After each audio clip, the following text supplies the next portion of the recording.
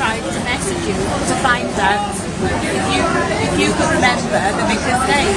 Right. Remember that? I messaged you a few years ago. It was our 25th wedding anniversary, and I had this idea that he could give us a blessing in the church.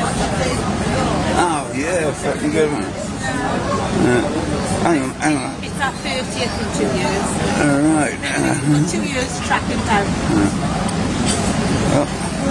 And this is the story of Bram, myself and the Gill. Was it the Gill?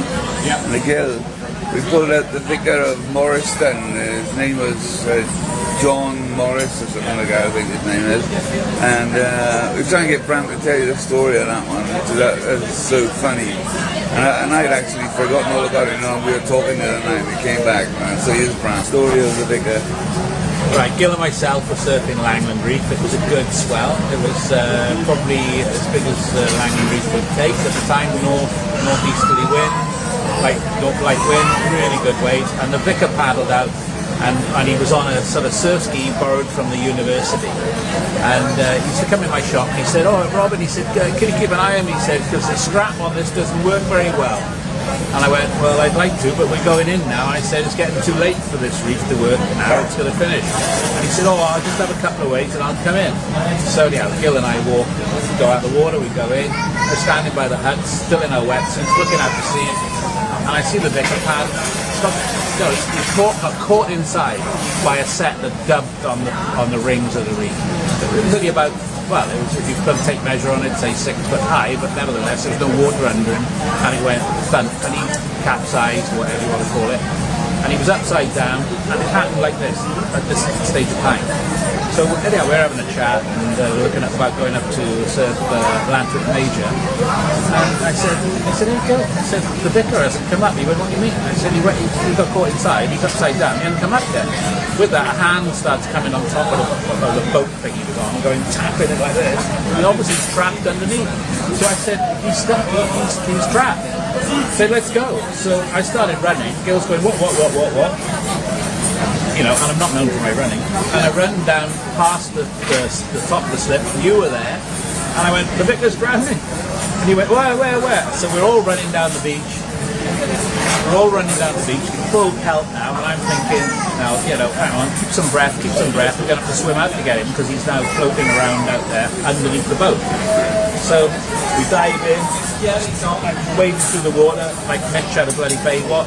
Gil goes like this, bloosh, dives in, wave sucks back, there he is laying on the sand like this as to get back up. I look back and think, "Oh, he's..." So anyhow, start swimming out, being a competent swimmer, fair dues, and we're both good swimmers, so we're swimming out like this, boosh. You're there as well, we get to him and he just floats to the surface unconscious. Because he got unconscious, it had released, or he slid out of the strap. Left the boat, grabbed him, he's out of it.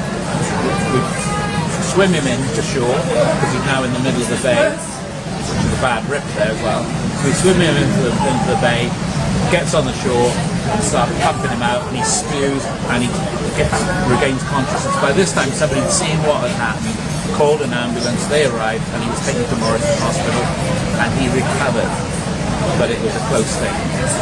Subsequently, now he comes to the shop sometime later to thank us, me, and he said, "Look, you guys, can you come round? I'd like to put on something for you. Bring your friends with you." What does he? I said, "Well, Con likes Stella. He's a Stella boy." So anyhow, we were invited. We went round to the Vicar's house, where he was in Morriston, and we got there. And when we get there, his wife is there, and he's a young guy with a young wife, and the Vicar's there, and all the local people, who are there, parts of the church, connected with the church. And we're there, we're having drinks and sandwiches, and we had a couple of cans of Stella, and it was really nice. These are the guys that saved my life and all the rest of it. And then all of a sudden, Con, you've got a can. I can see it now. You've got a can of Stella in your hand, and you go, "Hey, Vicar, fuck, man, I thought you fucking had it there, mate. You were fucking gone. You were drowned. We hadn't fucking got there, man. You'd be fucking dead." And I went, Come on, this is the Vicar. And he went, no, it's all right. He can say what he likes. He saved my life. You guys saved my life. You can say what you like. So great, it was a great story, really nice. And now that I know that Paul, Gil, you and myself all have a pass for heaven because we rescued, I think.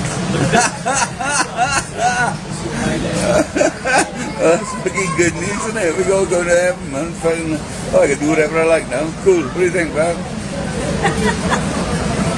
Pretty fucking cool story, Rob. Nice one.